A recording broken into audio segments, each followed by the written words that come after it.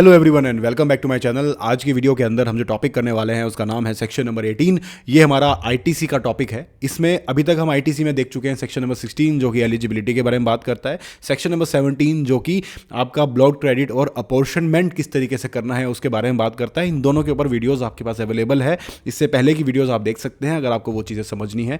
Section 18 के अंदर हम डिस्कस करने वाले हैं availment of ITC in certain circumstances. अब ये किस तरीके से होता है, तो देखो सबसे पहले तो अवेलमेंट किस आईटीसी का, ठीक है। तो आपके पास दो टाइप की चीजें यहां पर आती हैं। एक तो होता है आपका इनपुट और एक होता है आपका कैपिटल गुड्स। एक होता है कैपिटल गुड्स, ठीक है। इनपुट के अंदर आपकी तीन वैरायटी हो सकती है। एक आपका रॉ मटेरियल हो सकता है, रॉ मटेरियल। दूसरा आपका WIP वर्क इन प्रोग्रेस, ठीक है। थर्ड आपका फिनिश्ड गुड्स, फिनिश्ड गुड्स। तो भाई इन सब चीज़ों के अंदर आप डील कर सकते हो। ये आपके अलग अलग टाइप के आईटीसी हैं जो आपको यहाँ पर हमें यहाँ पर डिस्कस करना है इस चीज़ के अंदर, ठीक है। तो भाई सबसे पहले आपके पास क्या आता है, यहाँ पर सिचुएशंस क्या क्या होंगी। देखो एक तो आपका होता है कि आप पहली बार रजिस्ट्रेशन ले रहे हो, फर्स्ट टाइम रजिस्ट्रेशन। अब फर्स्ट टाइम रजिस्ट्रेशन आपका कैसे कैसे हो सकता है कि भाई या तो आपने वॉलेंटरीली ले लिया, या फिर आपकी जो टर्नओवर की लिमिट थी वो उस लेवल पे पहुंच चुकी है कि भाई अब आपको रजिस्ट्रेशन लेना ही लेना पड़ेगा, ठीक है। वॉलेंट्री आप कभी भी ले सकते हो। टर्नओवर की लिमिट क्रॉस हो गई तो इसका एग्जांपल लेके चलता हूं मैं। मान लो आपने अप्रैल में बिजनेस स्टार्ट किया और आपकी उस टाइम टर्नओवर बहुत कम थी, तो आपने सोचा कि ठीक है यार रजिस्ट्रेशन लेके क्या करना है। बढ़ते बढ़ते आप अक्टूबर तक आए और अक्टूबर तक आपकी टर्नओवर पहुंच चुकी थी 40 लाख रुपए, एक्सीड कर चुकी थी 40 लाख रुपए। तो अब आपको इस डेट को, लेट सपोज कि ये टर्नओवर आपकी पहुंची है या एक्सीड करी है 2 अक्टूबर, ठीक है। तो भाई इस डेट से you are required to be registered. अब यहां पर आपको रजिस्ट्रेशन के लिए अप्लाई करना है। अगर आपने 30 दिन के अंदर अंदर अप्लाई कर दिया तो जो आपके रजिस्ट्रेशन की इफेक्टिव डेट होगी वो होगी ये डेट जिस दिन आपने उसके लिए अप्लाई कर, जिस दिन आप एप्लीकेबल हो गए थे कि आपको रजिस्ट्रेशन लेना ही लेना पड़ेगा, that would be your effective date of registration, ठीक है। लेकिन अगर आपने 30 दिन एक्सीड कर दिए तो भाई क्या होगा कि मान लो आपने 15 नवंबर को जाके आपने अप्लाई किया, ठीक है। तो अगर आपने 15 नवंबर को जाके अप्लाई किया तो आपकी इफेक्टिव डेट ऑफ रजिस्ट्रेशन वो होगी जिस दिन आपने अप्लाई किया। रजिस्ट्रेशन का आपको सर्टिफिकेट, GSTIN नंबर वो भले ही बाद में मिले बट इफेक्टिव डेट ये रहेगी। बट अगर आपने 30 दिन में कर दिया होता तो आपका 2 अक्टूबर ही, जिस दिन आप लायबल हो गए थे रजिस्ट्रेशन के लिए, 2 अक्टूबर ही आपकी डेट ऑफ रजिस्ट्रेशन यहां पर बन के आ जाएगी। ओके, तो ये हुआ आपका रजिस्ट्रेशन वाला पॉइंट अगर आपको पहली बार रजिस्ट्रेशन लेना है। वॉलेंट्री तो देखो आप कभी भी ले सकते हो, उसमें कोई आपको दिक्कत नहीं है। उसमें ये जो टाइम लिमिट्स हैं ये देखने की जरूरत ही नहीं है। आपका 1 अप्रैल को ही बिजनेस स्टार्ट करने से पहले ही आपका मन था कि भाई मैं तो GSTIN लेके ही बिजनेस स्टार्ट करूंगा, टर्नओवर हो मेरी ना हो आई डोंट केयर। तो भाई इस केस में आप कभी भी ले सकते हो, यू आर वेलकम।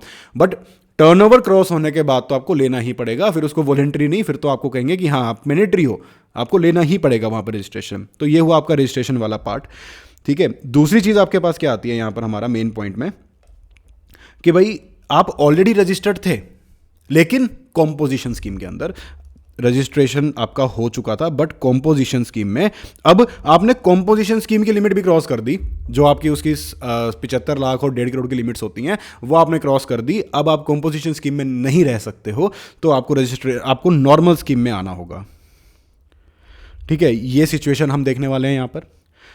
तीसरी सिचुएशन आपके पास आने वाली है कि आप पहले एग्जेम्प्ट में थे, यानी कि रजिस्टर्ड थे लेकिन जो चीज आप सेल कर रहे थे, जो आपका आउटपुट था वो एग्जेम्प्ट में था।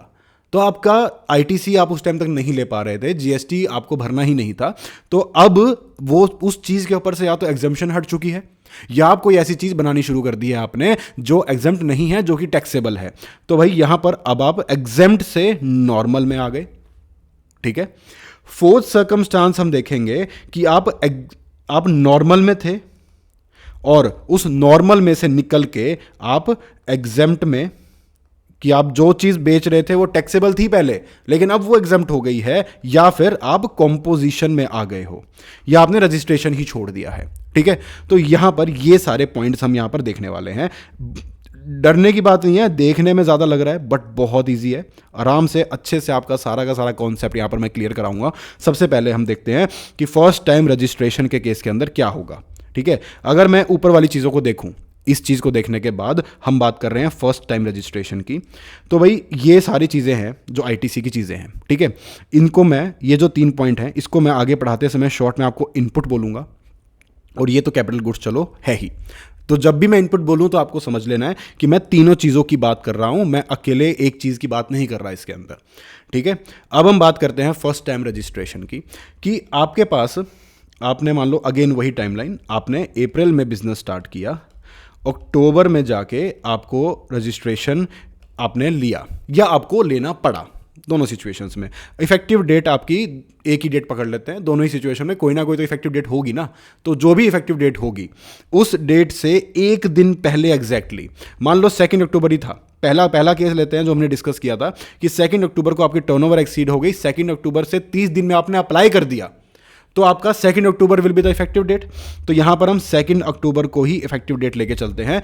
तो अब उसका फायदा देखो क्या होगा, अगर आप 30 दिन में अप्लाई करते हो और आप 2 अक्टूबर की ही डेट लेते हो, तो यहां पर आपको उस चीज़ का फायदा दिखाई देगा कि 1 अक्टूबर को, 1 अक्टूबर को आपके जो इनपुट है, जो आपके इनपुट यहां पर रखे हुए थे स्टॉक में अगर पड़े थे, तो उन इनपुट्स का आप क्रेडिट ले सकते हो अब।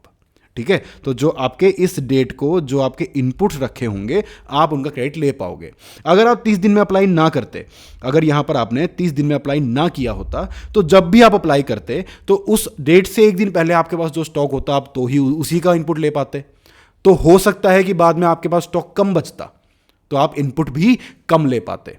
तो इसीलिए यहां पर यह चीज एडवाइजेबल होती है कि आप देख के चलो। अगर आपको लगता है कि भाई स्टॉक बहुत है, टाइम के अंदर अंदर रजिस्टर कर लो, ताकि उससे एक दिन पहले का जो स्टॉक होगा उसका आप आईटीसी ले पाओगे। ठीक है, तो यहां पर आपकी यह चीज आ जाती है। इसमें लेकिन एक चीज और ध्यान में रखनी है, वो जो इनपुट है जिसका आप लेने वाले हो आईटीसी, वो जो है आपका 1 साल से ज़्यादा पुराना नहीं होना चाहिए। फॉर एग्जांपल, जैसे 2 अक्टूबर को हम, 1 अक्टूबर का हम देख रहे हैं, 1 अक्टूबर को जो स्टॉक में पड़ा था उसका हम आईटीसी लेने वाले हैं। ठीक है, तो अगर वो जो स्टॉक में पड़ा है वो लास्ट ईयर, पीछे चले जाते हैं थोड़ा सा, लास्ट ईयर के अगस्त में परचेज किया गया था, 1 साल से ऊपर हो गया ना, तो उस केस में उसका आप नहीं ले पाओगे आईटीसी।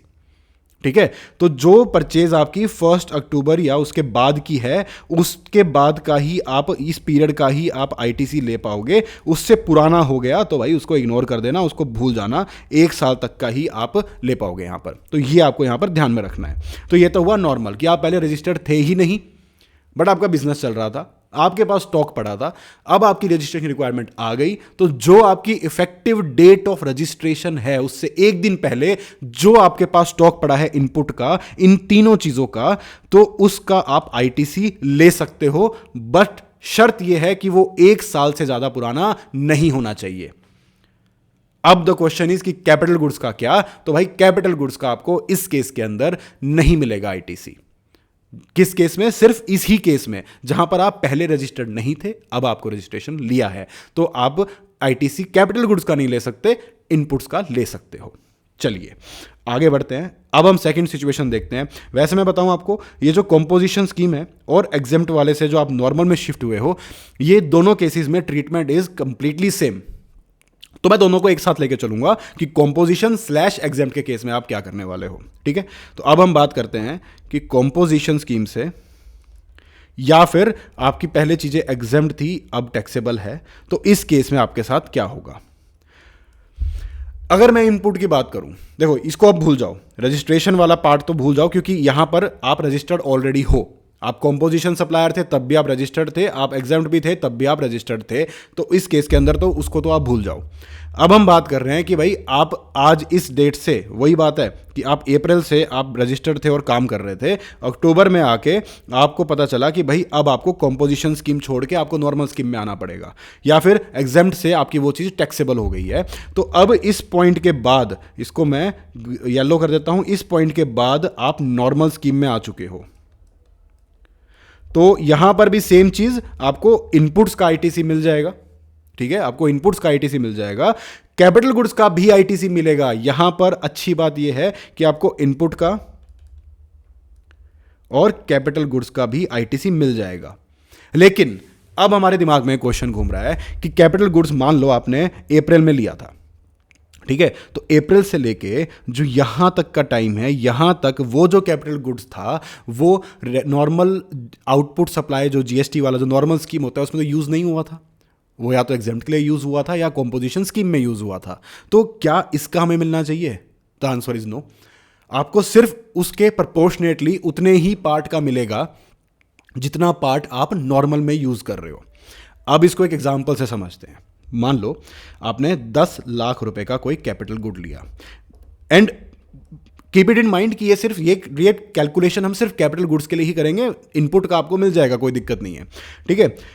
अब आपने कैपिटल गुड्स परचेज किया 10 लाख रुपए का, ये आपका 18% का जीएसटी लगा, 1,80,000 रुपए का आपका आईटीसी बन गया। हम सिर्फ आईटीसी की बात कर रहे हैं, इसको भूल जाओ अब, ठीक है, हमने सिर्फ आईटीसी को ही देखना है।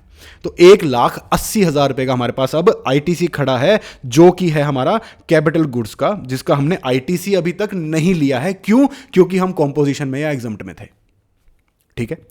अब हम ले सकते हैं, लेकिन प्रोपोर्शनेटली सिर्फ उतनी अमाउंट का आईटीसी जितना अब नॉर्मल स्कीम के लिए हमारा बनता है।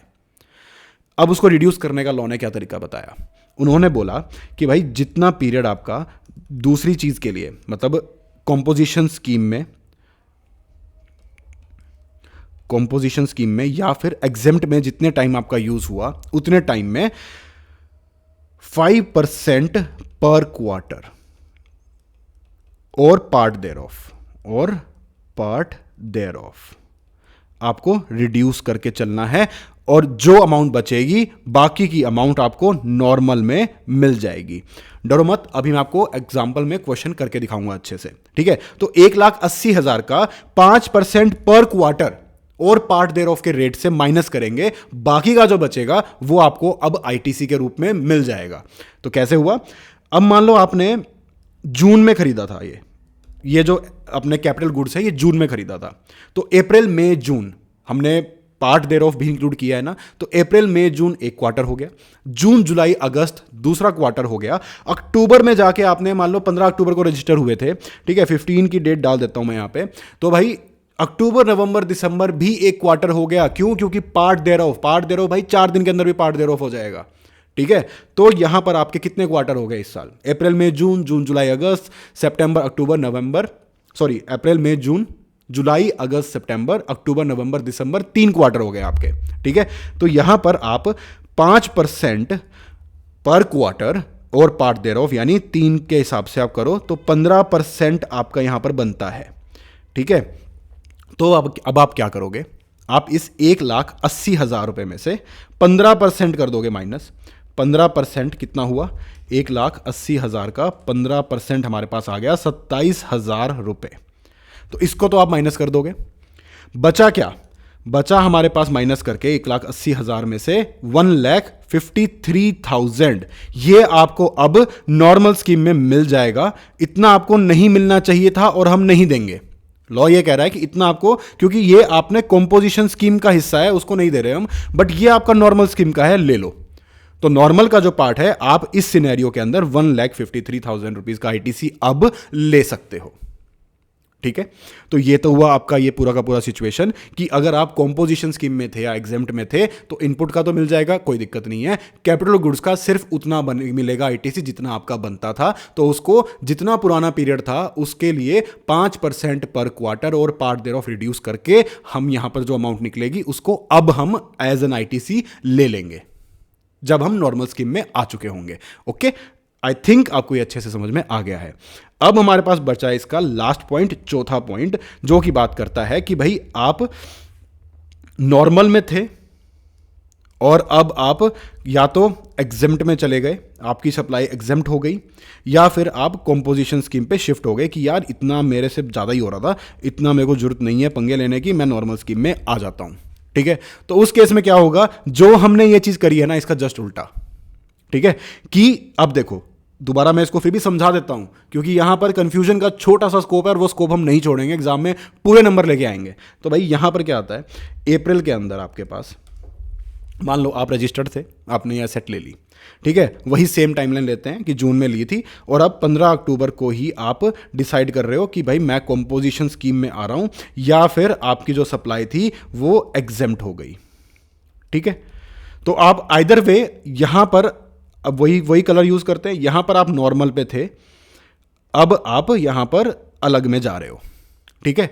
तो जो 1,80,000 था आपका, वो आपने पूरे टाइम के लिए आईटीसी ले लिया था। जैसे यहां पर जो बचे हुए का आपने तुरंत ले लिया, तो यहां पर 1,80,000 का आप ले चुके थे, कैपिटल गुड्स परचेज करके आईटीसी आप ले चुके थे। तो भाई अब आप नॉर्मल स्कीम में आ गए हो, तो अब गवर्नमेंट बोलेगी कि यार तू तो पूरे का आईटीसी ले चुका है, अब तो तेरी सप्लाई एग्जम्प्ट है, तो ये तो तूने ज़्यादा ले लिया ना, तो वापस करो। तो गवर्नमेंट उस चीज़ को वापस मांगेगी, और वापस गवर्नमेंट कैसे मांगती है, आपके आईटीसी को रिवर्स करवा के, यानी कि जो आपने पहले इनपुट लिया था अब उसको आप आउटपुट टैक्स लायबिलिटी बना के दिखाओगे, ठीक है। सेम तरीका होगा कि भाई इसका जो इतने पीरियड का था, जो हमने माइनस किया था, वो इसका बनता था कि भाई 27,000 तो गवर्नमेंट बोल रही है कि तेरा आईटीसी लेना बनता था और तूने अब ले लिया है, लेकिन अब तू आईटीसी से, अब तू इस चीज से बाहर आ चुका है, अब तू आईटीसी यूटिलाइज ही नहीं करेगा, तो तूने तो ज्यादा ले लिया ना, तो जो तूने ज्यादा ले लिया वो तू मुझे वापस कर, ठीक है। और वापस भी सेम मैनर में होगा, वापस भी सेम मैनर में होगा। तो भाई इसमें से वही बात है कि मैं 5% और पार्ट देयर ऑफ जितना यूज करना था वो माइनस कर दूंगा, और बाकी का मैं वापस कर दूंगा। तो जितना मैंने पिछले केस में अवेल किया था उतना मुझे वापस करना है, ठीक है। तो वापस करने के लिए वही 1,80,000 माइनस में 27,000, और वो सेम 1,53,000 की अमाउंट आ जाएगी। अब द क्वेश्चन इज कि क्या वापस एक साथ करना है? ले तो आपने एक साथ लिया था, तो क्या वापस भी आपको पूरी की पूरी अमाउंट एक साथ करनी है? तो द आंसर इज नो।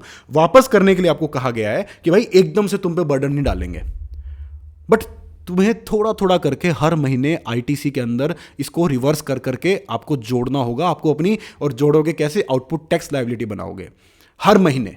अब हर महीने यानी कितने महीने, या हर महीने किस क्या लूं मैं? तो यहां पर जीएसटी के अंदर एक कैपिटल गुड की यूजफुल लाइफ को 60 मंथ्स बताया जाता है कि 60 मंथ्स मान के चलते हैं यहां पर, ठीक है। 60 मंथ्स यहां पर आपकी यूजफुल लाइफ मान के चलते हैं, यानी कि 5 साल। तो अब क्या करोगे आप, जो 1,53,000 है, ठीक है, उसको आप डिवाइड करोगे 60 मंथ से। 1,53,000 डिवाइडेड बाय 60, आपका अमाउंट बना 2,550। अब ये अमाउंट आने वाले टाइम में हर महीने आपकी आउटपुट टैक्स लायबिलिटी में ऐड होती जाएगी, आपका आउटपुट टैक्स बनता जाएगा। तो इस तरीके से आप रिवर्स करते हो पहले के लिए हुए आईटीसी को, जिसको आप अब एलिजिबल नहीं हो लेने के लिए। तो आई होप आपको ये पॉइंट अच्छे से समझ में आ गया होगा। तो भाई यहां पर हमने देखो ये सारे पॉइंट डिस्कस कर लिए। सबसे पहले हमने रजिस्ट्रेशन का पॉइंट देखा। इसको याद रखना है कि भाई अगर वॉलेंट्री तो देखो आप कभी भी ले सकते हो, लेकिन अगर आपको मैंडेटरीली लेना पड़ा, तो जिस दिन आपको मैंडेटरी लेना पड़ा है उस दिन से अगर आपने 30 दिन में अप्लाई कर दिया, तो जिस दिन मैंडेटरी लेना पड़ा है वो डेट आपकी इफेक्टिव डेट ऑफ रजिस्ट्रेशन हो जाएगी। और इस डेट का फायदा क्या है कि उससे एक दिन पहले जितना भी आपका इनपुट होगा उसका आपको आईटीसी का क्रेडिट मिल जाएगा, बशर्ते कि वो 1 साल से ज्यादा पुराना नहीं होना चाहिए। कैपिटल गुड्स का इस केस में नहीं मिलेगा। वॉलेंट्री या फिर फर्स्ट रजिस्ट्रेशन के केस के अंदर आपको कैपिटल गुड्स का नहीं मिलेगा, ये याद रखना है, एग्जाम में कंफ्यूज नहीं होना है, एक यही डिफरेंस है। अब उसके बाद हम आ जाएंगे कॉम्पोजिशन स्कीम पे, और एग्जेम्प्ट से आप नॉर्मल स्कीम में आ गए हो तो आपको कैपिटल गुड्स का भी मिल जाएगा। बस आपको 5% पर क्वार्टर और पार्ट देयर ऑफ माइनस करके चलना है, उसके बाद वाली अमाउंट का ले पाओगे। अब आप चले गए उल्टा, नॉर्मल स्कीम से आप कॉम्पोजिशन में या एग्जेम्प्ट में चले गए, तो ज्यादा ले लिया आपने, तो 5% पर क्वार्टर और पार्ट देयर ऑफ आपको माइनस करके जितना आपका वो जो बचा हुआ फालतू आपने ले लिया है उसको आपको वापस करना है पर मंथ के हिसाब से, डिवाइड करके, divided by 60। Okay, I hope ये वीडियो आपको अच्छे समझ में आ गई हो। अगर कोई डाउट रहता है तो भाई कमेंट करो, कोई टेंशन नहीं है। और जो भी आपको अगला टॉपिक कोई समझना है या आपको किसी में कोई डाउट है तो जस्ट कमेंट में डालो, मैं डेफिनेटली आपको एक वीडियो बना के दूंगा उसके ऊपर डेडिकेटेडली। आई होप गाइज ये वीडियो आपको अच्छी लगी है। लाइक करना, सब्सक्राइब करना, and thank you for watching.